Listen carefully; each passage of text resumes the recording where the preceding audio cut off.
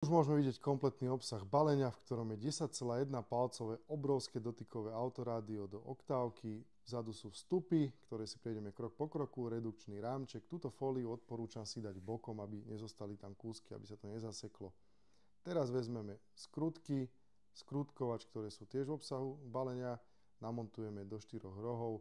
Odporúčam to robiť celkom jemne, aby sa to nezlomilo, predsa je to plast. Tuto sú 4 druhy redukčných rámčekov menších, ktoré si vyberieme podľa vašej výbavy. Ten jednoducho sa len zacvakne, takisto 2 skrutky. Úplne s citom to robiť, predsa je to plast, nech to neponičíme. Tu máme 2 druhy napájaní, to bude tiež v balíku.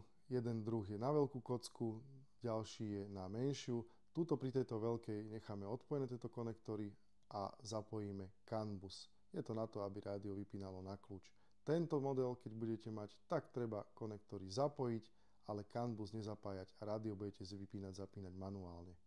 Každá koncovka v rádiu má svoje miesto, takže nemôžete sa seknúť, toto je hlavné napájanie. Tento káblik je na multifunkčný volant. Ďalej prejdeme na anténu, ktorá má takúto koncovku, ktorú sa tiež neseknete.